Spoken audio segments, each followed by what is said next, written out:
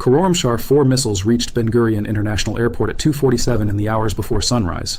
Not near the outer fence. Not at a secondary access road on the edge of the property. At the main terminal complex. At the runway system that every commercial and military aircraft operating into Israel has depended on since this conflict began. At the fuel storage infrastructure that has been keeping those aircraft airborne. 4 Khorramshahr-4 warheads arrived at Ben Gurion before most of Israel was awake.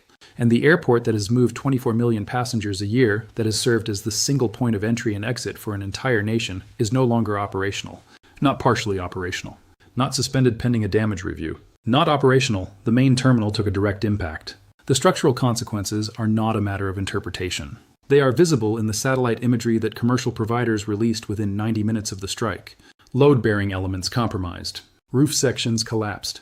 The interior systems that a modern terminal requires to process passengers, handle baggage, and coordinate ground operations are gone. The primary runway, 3,900 meters of reinforced surface that every aircraft arriving in or leaving Israel has rolled across, has been hit at 2 separate points. The craters are not repairable in hours. They are not repairable in days. Any aircraft requiring full runway length cannot use it. The fuel storage complex on the eastern perimeter is burning. It has been burning since the 3rd warhead detonated inside the storage area at 2:47 this morning. The smoke is not a localized plume. It is visible from Tel Aviv, from Jaffa, from every rooftop facing east toward the airport. Residents around Ben Gurion woke to the concussion of impacts, opened their windows and saw what was on the horizon. Not the airport lights, not the approach lights guiding aircraft on final descent. Fire. The airport lights are dark. The fire is not. Israel's air connection to the outside world closed at 2:47 this morning and has not reopened. In the next few minutes, I will walk you through exactly what the Khorramshahr-4 did to Ben Gurion, why this airport was the highest value single target Iran could have selected in this entire conflict, what the closure means for 8 million people now living in a country with no functioning international air access, and what Israel's strategic position looks like right now, simultaneously absorbing missile strikes, managing a nuclear emergency, operating under partial grid failure, and severed from the outside world by air. Before we go further, thank you for being here. Subscribe and like the video so others can follow this as it develops. Now let's get into it. To understand why the strike on Ben Gurion at 2:47 this morning is the most consequential single action Iran has taken in this entire conflict, you need to understand what Ben Gurion International Airport actually represents in the operational architecture of Israeli life, and why losing it is categorically different from every other infrastructure strike that has preceded it. Ben Gurion sits at Lod, approximately 15 kilometers southeast of Tel Aviv, at the geographic center of Israel's coastal plain. It is not one of several international gateways. It is the gateway. It handles 97% of all international air passenger traffic entering or leaving the country. Before this conflict began, 24 million passengers moved through its terminals annually. That number is not a statistic about convenience. It is a measure of dependency. Israel imports what it cannot produce domestically, and the list includes medical equipment, pharmaceutical supplies, advanced electronics, military hardware components, and the specialized parts that keep its air defense systems operational under sustained combat conditions. All of that arrives by air. Most of it arrives through Ben Gurion, and since this conflict began, the airport has been carrying something else. It has been carrying people out, foreign nationals, dual citizens, diplomatic personnel, the wounded, requiring medical evacuation to hospitals outside the country, the families of people who decided weeks ago that remaining was no longer viable. All of that movement depended on one thing, Ben Gurion being open. It stopped being open at 2:47 this morning. The weapon Iran selected was not chosen arbitrarily. The Khorramshahr-4 is Iran's most precise ballistic missile in operational deployment. Its circular error probable is approximately 30 meters. That means on average the missile lands within 30 meters of its designated aim point. At a target the scale of Ben Gurion's main terminal complex, that accuracy produces direct hits or near misses with blast overpressure sufficient to cause catastrophic structural failure. The Khorramshahr-4 carries a warhead in the 100 to 500 kilogram class, the largest conventional warhead deployed on any Iranian ballistic missile. The detonation of a warhead in that range adjacent to a terminal building does not produce localized damage. It propagates through the structural frame. It shatters glass across hundreds of meters. It collapses roof sections. It destroys the electrical and mechanical systems a functioning airport requires. And it generates fire risk from ruptured lines well beyond the impact point. The 4 warheads that reached Ben Gurion this morning were distributed across 3 infrastructure categories. The terminal complex, the primary runway, the fuel storage infrastructure. That distribution was engineered to produce one specific outcome. An airport unable to function across all 3 systems that operations require simultaneously. Airports are more resilient to partial damage than most people understand. A damaged terminal does not close an airport if the runway is intact and fuel is available. Damaged fuel infrastructure does not close an airport if fuel can be trucked in and the runway is usable. A cratered runway closes an airport regardless of the condition of everything else. The runway strike is what closed Ben Gurion. The terminal strike and the fuel strike are what will keep it closed long after the craters are eventually filled. Iran did not just target the closure. It targeted the duration of the closure with the same deliberateness it used to achieve the closure itself. The timing at 2:47 in the morning was not coincidental. It was a calculated element of the strike design. Night operations at an airport in an active conflict zone are not passenger operations.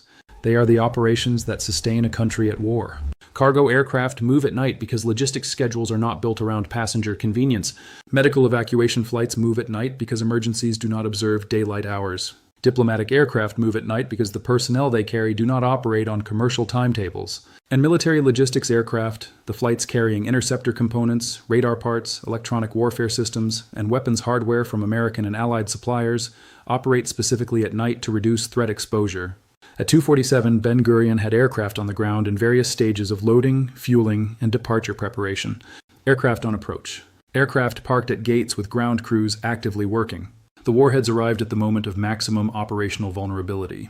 Reduced nighttime staffing meant slower emergency response.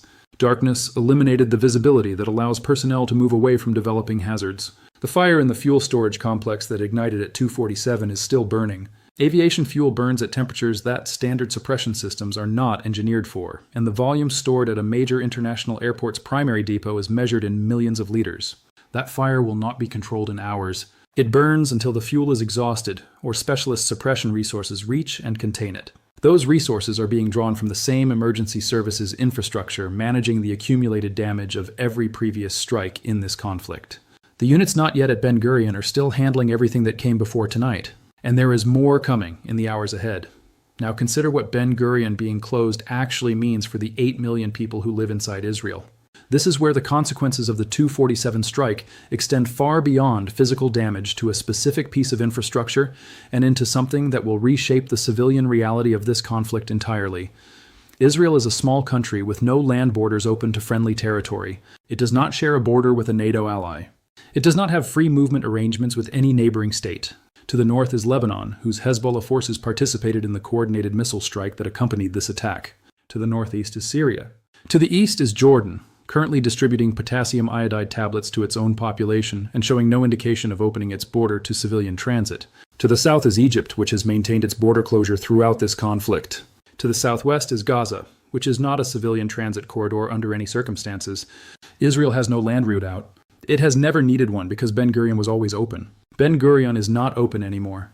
The 8 million civilians who have endured weeks of sustained missile strikes, who have watched their power grid degrade, their water infrastructure struck, their nuclear facility at Dimona hit, and their military command systems degraded, woke up this morning to discover that the one option remaining is now gone.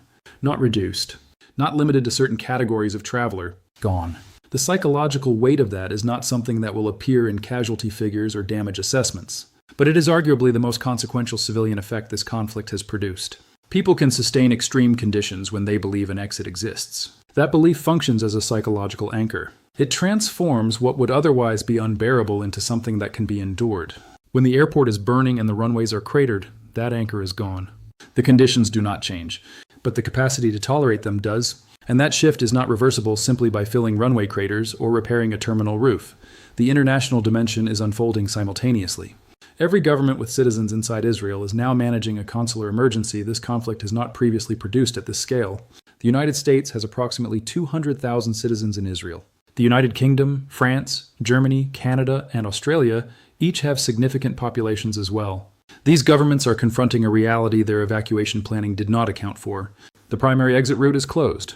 Every alternative is more limited, more exposed, or more politically complicated. Sea evacuation through Haifa is theoretically possible, but requires naval assets and remains under missile threat. Land evacuation depends on neighbors that have carefully avoided deep involvement, and show no indication of changing that position now. Air evacuation through Ben Gurion is not possible, because Ben Gurion is on fire. There is no clean option remaining. Every available route involves constraints, risks, or political dependencies that did not exist when the airport was functioning. The military logistics dimension is the one being assessed with the greatest urgency. The resupply chain sustaining Israel's air defense architecture, already under pressure since the Rafael facility was struck, has been running through Ben Gurion.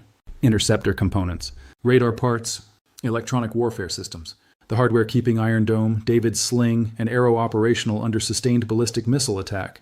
That hardware was arriving on military logistics flights using Ben Gurion's infrastructure. Those flights cannot land now.